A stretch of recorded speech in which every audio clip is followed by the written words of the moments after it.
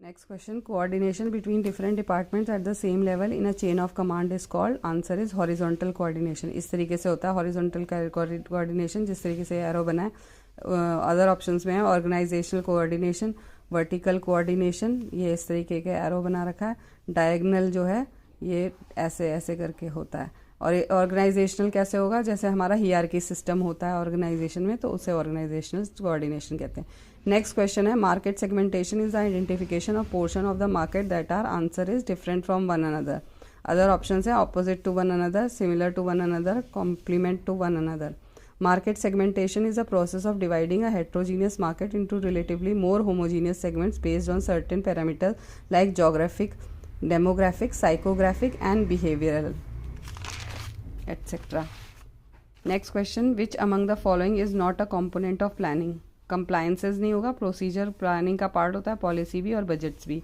Planning के components क्या होते हैं? Mission, objective, policies, procedure, program, budget, strategies. Next question, select the option that is not an important source of international finance. तो answer है forward contracts. इसके other option है depository receipts, euro currency loans, euro bonds. International financing हम करते हैं तो उसमें क्या क्या आता है? कमर्शियल बैंक्स आते हैं, international agencies and development banks आते हैं, इंटरनेशनल कैपिटल मार्केट आते हैं. तो हमारे इंटरनेशनल के फाइनेंस के सोर्सेज क्या हैं? ग्लोबल डिपॉजिटरी रिसीप्ट,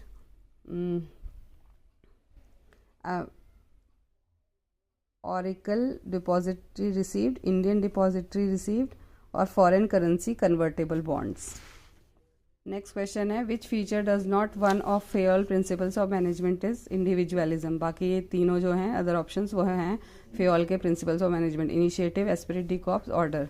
देखो इसमें ऐसे क्वेश्चन में हमें एलिमिनेट करना होता है.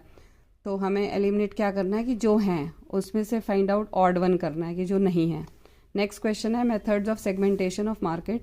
तो ये मेथड्स होते हैं demographic segmentation, behavioural segmentation, psychographic segmentation, geographic segmentation. ये जो हमने अभी प्रीवियस क्वेश्चन किया था एक सेगमेंटेशन का, उसका आंसर है. वॉल्यूम सेगमेंटेशन होता है, प्रोडक्ट स्पेस सेगमेंटेशन होता है, बेनिफिट सेगमेंटेशन होता है. Next question is the view that the exchange rate between the currencies of two countries equals. Answer is purchasing power parity. Other option है interest rate policy, forward rates and future spot rates parity, international Fisher effect. Purchasing power parity क्या होती है? PPP जो होता है is an economic theory that allows the comparison of the purchasing power of various world currencies to one another. It is a theoretical exchange rate that allows you to buy the same amount of goods and services in every country.